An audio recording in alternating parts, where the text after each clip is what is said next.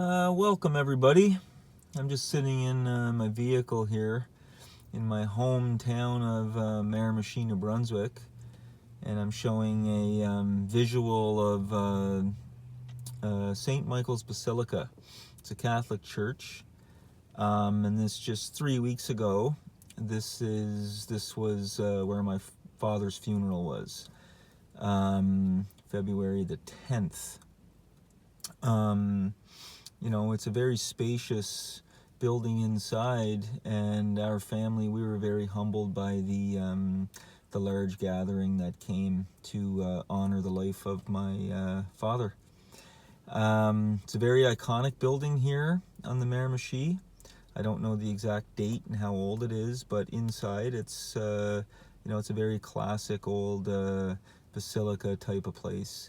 I'm not a practicing Catholic myself, but I grew up in that, I grew up, culturally that way. So my father chose that this is what he wanted for his funeral, and it was, it was a good, it was a nice ceremony actually. I've had several friends show interest in wanting to hear the eulogy that I delivered during the service, and I decided to put it on a video and I could share it that way. Just come on home. Come on home. No, you don't have to be alone. Well, happy Father's Day, everybody. That was a song called Summer's End by John Prine. And speaking of fathers, Mr. John Prine is an artist that Dad and I both appreciated very much. I'm in my studio. It's been a long time since I've did a video out of my studio, but it is Father's Day. My father just recently passed away. And I thought I would come out here as I had some friends that were looking to hear the eulogy that I wrote for my dad's funeral back in February. So I figured I'd sit in here on a rainy day in Vancouver and give another honor to my late father, Mr. Arani Como. Okay, here goes it. Again, happy Father's Day, and yeah, my heart's a little heavy today, of course. This is my first Father's Day without my dad. So yeah, I had some people, friends of mine here in Vancouver, that were wanting to hear the eulogy that I had written for Dad's funeral back in February. He passed away on February the 6th of this year after a battle with brain cancer, glioblastoma. And I was home for that time, and I was home in my hometown of Miramichi for 6 months almost, where I had a profound experience there. I was able to have a proper closure with my dad, as we knew he was getting sick. I was there for the whole process, and afterwards. Our family meshed together pretty closely, and those are the type of things that makes one realize the importance and the value of family relations, which I've been away for so long that it was just, a profound moment for me. So my dad died at the age of 72. He was not very old. Brain cancer took him. He did not complain. He was very stoic in that. He took it as it came. He knew what was coming to him, and he just went with it. And we miss him dearly. And as I sit back here in Vancouver, I've been back in my where I've been living for the last 17 years. I've been back for a couple of weeks, and I'm getting ready to close out my Vancouver life as I will be driving back across Canada, moving to the East Coast with my studio in tow. So there's a lot of things going through my head.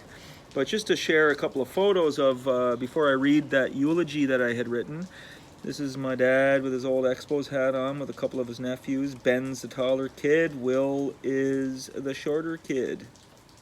That's looks like it's on in the spring. Here's a picture of me and Dad at Christmas some years ago. Many people think I resemble him.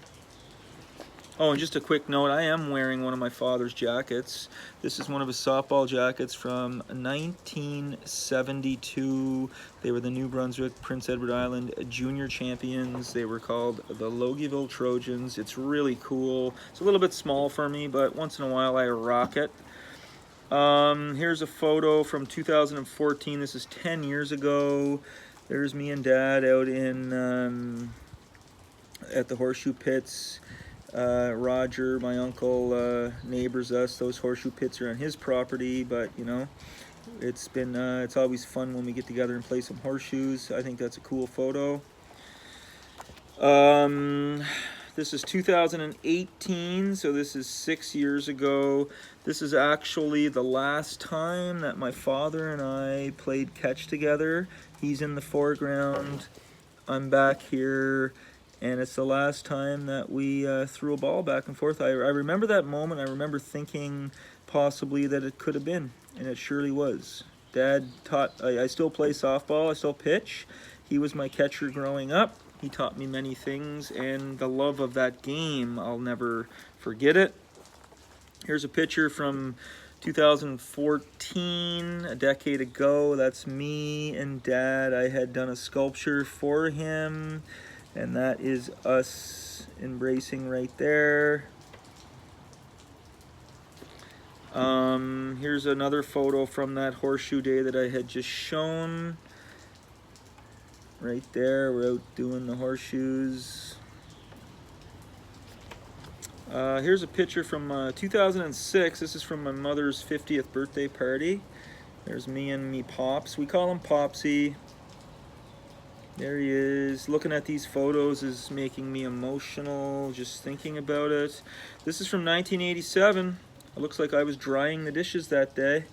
There's a picture of me and Dad in our kitchen. Some 1980s decor back there. And another photo. This is from 1976. This is from the year that I was born. And that is my dad and I, that's Dad laying down with me as a little baby. So, you know, I just went through some photo albums, collected some of those photos. Always good to do that. Here's another thing I'll just quickly share. For my ball team, I had just made a quick trophy here. But the feature piece is obviously this ball glove right here. So this is for the MVP of my ball team, and I got a ball, painted it, and whoever wins the MVP, I will, I would put their name on it, and it just sits in the glove. So that is my dad's glove. That is older than I am, actually. He got that in the 70s. It's a really cool glove, and I made it into a trophy. So I'll always kind of have that on display. And yeah, I remember I really enjoyed doing that. I actually have my dad's brother Leon, who also passed away, and I requested to have his glove as well. And I have that inside, and I'm gonna maybe do something with that into the future. Okay, so here's the eulogy I wrote for Dad. I delivered this at the funeral in February. It was the first time. Oh, I have another photo here before I go. This is another. This is a photo I have in my place. This is a picture of Dad and Mom. This is in the 70s at a church play. This is before, I think Mom was pregnant there, but this is before I was born. That was my older sister. So there's Dad and Mom right there as young 20-somethings figuring out the world, and they had no idea what was going to be in store, as none of us really do until it kind of happens to us. So I This is the first time I ever wrote a eulogy. I'm on a rainy day here. There's a little bit of water dripping, so that's fine with me. So I wrote the eulogy. It's the first one I've ever done. I remember mentioning it to the priest that did the ceremony about I wanted to do one. He told me, you can 5 minutes, and I said I'll need 10. I think this is 20. I just couldn't. There's no way I could say what I had wanted to say. I tried to encapsulate the essence of my dad. I tried to encapsulate the essence of my dad in this eulogy. Somebody just drove by and I had to wave them off because I was in mid-form here. And my father was a man of few words, but one of the things that he always did, he always had these little sayings. And just a sec, there's another vehicle driving by. He always had these little sayings, and it was part of his humor. And so I thought it would have been a good idea, and I thought it was a good idea to try to center my eulogy around those sayings. So I'm gonna read through it. I'll do it very casually and maybe not read and kind of veer off and explain a few things as I do it, and we'll just see what happens. I'm having a nice cup of coffee. Okay, we're back. I was having a little bit of a lighting issue there. Okay, so here's the eulogy. Ronald Joseph Comeau's eulogy. Ronald Joseph Comeau. Ronnie. Ron. Ronaldo. The Road Runner. That's what his ball team called him. Poule. His mother called him that, like a little chicken. Popsy. Pops. Dad. And as his eldest grandchild sometimes referred to him, he called him Slick. So he was a son, a brother, a nephew, an uncle, a cousin, a husband, a father, a grandfather, a friend, a co-worker, a fine standing member of his community, a neighbor. So, what is the essence of the man who has brought us all here together today to recognize and to honor? A man who holds a certain relationship with us all. Ronnie Comeau was a man of a few words, let me tell you. So, let us take a little bit of an opposite approach here, and let's capture that essence by remembering a man of a few words by using his own words to steer the way. Okay. So over the years, some of you sitting right here, right now, may have simply asked Dad in a regular day, in a regular day-to-day encounter, "How are you doing?" And over the years, his answer could very well have been, "I'm in the best shape of my career." And that will be the first installment of the Popsyisms that we'll be digging into. He said it a lot, and it's one that I've personally taken with me throughout my life and have oftentimes used. I use it all the time, actually. And people like it. They usually smile when I say it. And it's actually a way of self-acknowledgement that one could be doing a bit better with regards to their physical being, and a way of honestly reminding oneself of one's own limits. The best shape of my career. And speaking of shape, Ron's actual body shape basically remained the same for his entire adult life. From about the age of 19, his pant size and body weight remained unhinged, which actually says something about his character and the discipline that such a thing would require. I remember as a kid, a woman ran into Dad after not seeing him for a long time, and I was just standing there, and she just started laughing. She was just like, "Oh my God, you look the exact same." So that's kind of so Dad was not a man of indulgence and was truly in tune with his own physicality, which ultimately shaped much of his life. He was always up at the crack of dawn, and the tasks that really needed to be done were always done. I'd go on to bet that the amount of times that he was late for something, especially work, could be counted on 0 fingers, and the same amount of fingers would be needed to count the amount of times that he departed before it was time to go. His end of the bargain was always picked up. Being in the best shape of his career led to a lifetime of consistency that could be thought about in many, many ways. If we were to take it literally, he really did live a physical life. He built his own house and everything that surrounded it, inside and out. He played sports, and not only playing while growing up with his peers, but with his children. That's me. I played on a ball team with him and grandchildren, and did it a lot and for as many years as one could remember. This is a legacy that is deeply ingrained within our family and continues to live on. Just talk to his grandchildren at some point today about his influence on their active lifestyles and their memories of the past. Ronaldo was a very funny man. People that really didn't get to know him may be surprised by that, as it did take a little bit of time for him to open up and express himself with his full range of character traits. For those of us that really did know him well, know that his comedic style was fantastic, and it really is a style that he possessed. Anytime someone asks me about my father, I always include the fact that he was funny. And I've been noticing others saying the same over the years, and especially over the past few days, as some reminiscing has been happening. I have written down here some examples like Jehovah's Witness. I remember as a kid, Dad and I were doing something underneath the stairs, like building something. I was helping him. Somebody came to our door. I think it was a Jehovah's Witness. And they said to Dad, do you live here? He said, no, I just work here. And then he ran around the corner laughing. He couldn't take it. I was standing there.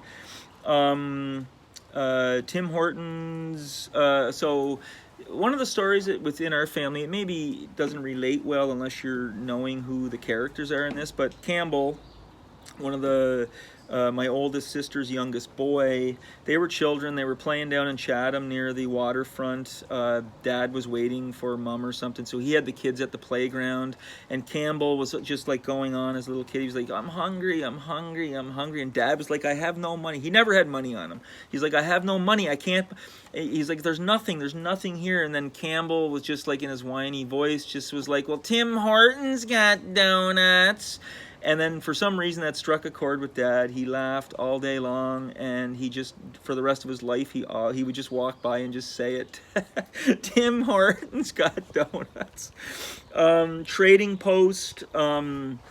Over the years, somebody would say, what is your, what's the phone number of this? And Dad would just make up a number. He'd be like, well, 773-1272 is the Trading Post, which was an old, it was kind of like Facebook Marketplace, like Craigslist before its time. It was on the radio.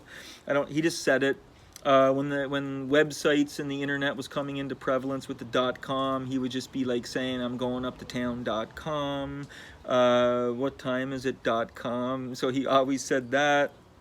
And he would always call it Christmas shoplifting. I gotta go do some Christmas shoplifting. Just little jokes. So, okay, back to, and is always the case with Popsyisms, not only are they funny, but there's an inner wisdom to them, which easily leads to the conclusion that there's an inner wisdom to the man, Ronnie Kummel.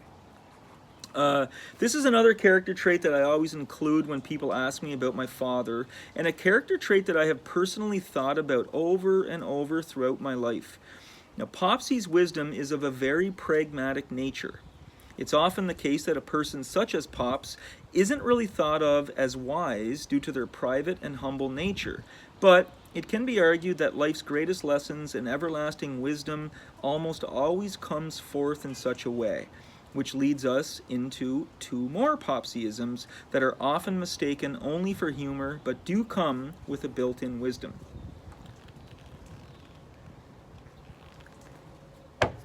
Arguably, the farthest reaching and most cited Popsyism is the one when someone asks a question about almost anything.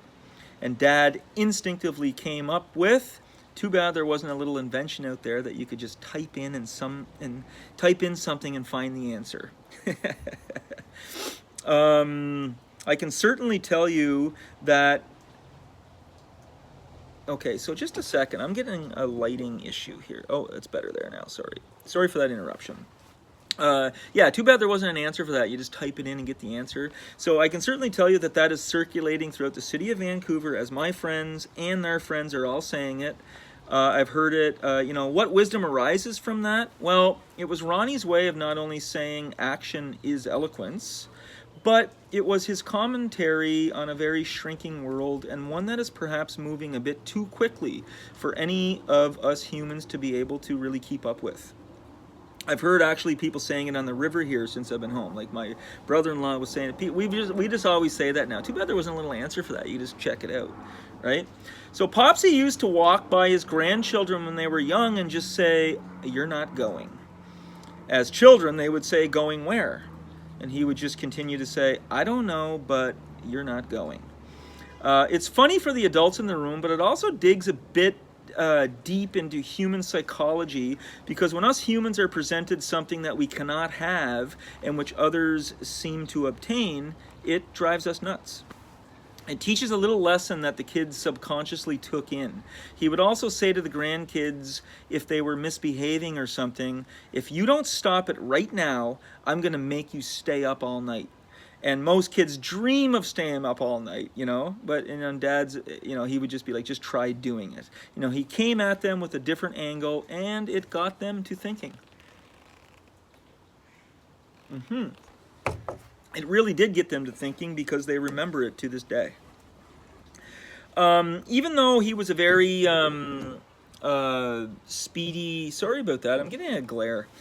Even though he was a very speedy runner, possibly the fastest man to ever come out of Logieville, he was actually moving slow enough in his life to have the inner wisdom to be able to take in the so-called big picture. Two of the Popsyisms that I deem the greatest are, "I'm all right though," and "How much money do you got in the bank?" And let me explain. So Ronaldo was a very private man. He did not occupy his brain with any gossip or bad talk about others, and his being just didn't have room to allow his first thoughts to be critical ones about others. He let people be. Simple as that. He could teach a course on how to mind one's own business. He really could. So when he said, "I'm all right though," it followed any time that he perhaps slipped a little and said something about someone which was in fact always mild in manner. And, following the statement, he'd say, "I'm all right though," which brought forth the wisdom to not throw stones if you're living in a glass house. Look in the mirror, so to speak.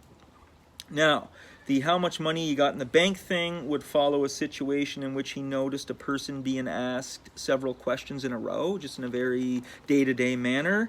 He'd throw out the line, and after that, you'd ask a question, there'd be like 3 questions in a row, then he'd say, "How much money you got in the bank?" That's a humorous way to acknowledge the wisdom of minding one's own business. He just never meddled in other people's affairs. I can just really say that right deep to my heart.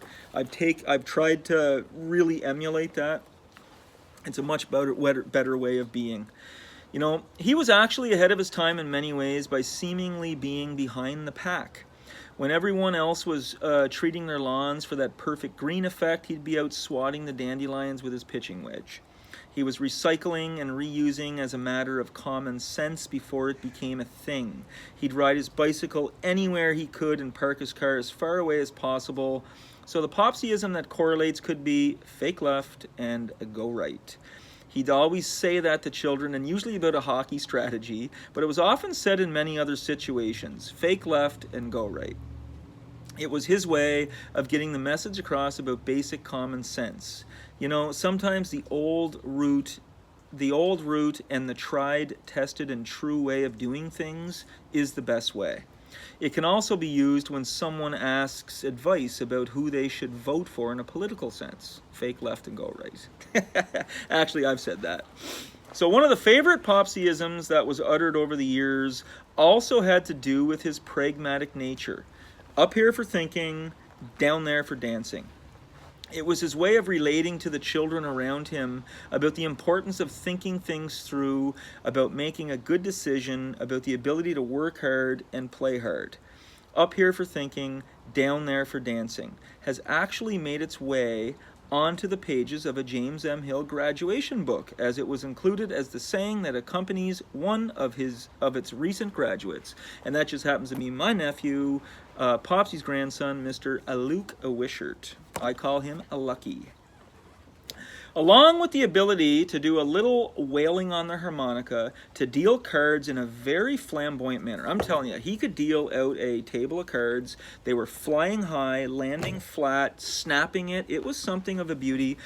Deal cards in a very flamboyant manner, to spring load his body on the spot to showcase a pretty substantial jumping ability. Old Pops truly possessed a core set of values that has been instilled into his family in a profound manner. Again, he was a private man that minded his own business, a man that knew how to respect his possessions and with the ability to use his hands and skills to maintain those possessions. He lived in this snow country with only one snowblower ever that was 40 years old. He went through only 2 lawnmowers, 1 hammer, maybe 2, but 26 pairs of work boots. 112 white t-shirts, maybe more than that. I was making these up as a joke, of course. Again, the same size all throughout, and 23 pairs of slippers. Actually, that's probably more like 50 pairs of slippers. He drove a yellow VW Bug, a rust-colored Pontiac Phoenix, a piece of crap Chrysler Dynasty, a Honda Accord, a Civic, and a few other Honda vehicles later on into life. Before he lost his ability to speak,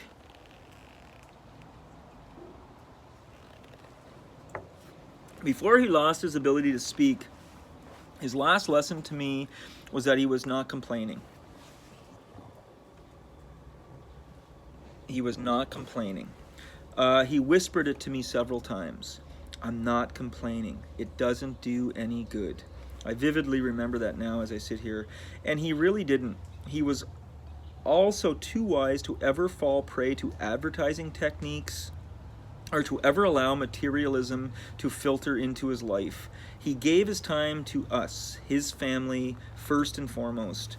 He never spent money. He didn't even carry it. He had to ask Mom for $5 or whatever, just for anything. He really did understand the value of time spent as opposed to material wealth. Time spent is the true way. What better lesson can be learned? Well, maybe this one. Look at the lookia. Dad said this the most. He said it to his children all throughout his life. He especially said it to his grandchildren all throughout their lives. And he said it to the end. It was his last Popsyism before he left us. He said it to us all. He was laying in his deathbed, his own bed in his own home.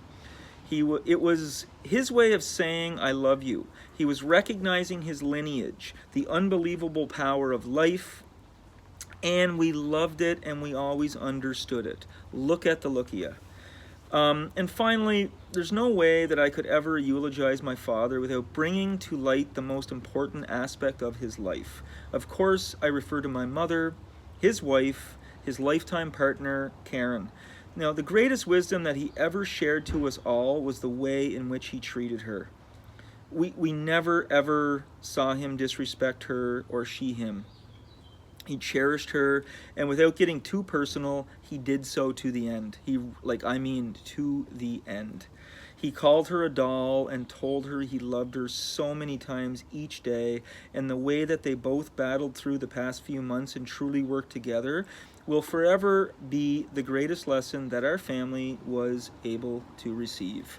And I ended my eulogy with the word dismissed, and that was something that Dad also said always when he was letting us kids know that we were saying something stupid. It was conversation over, dismissed.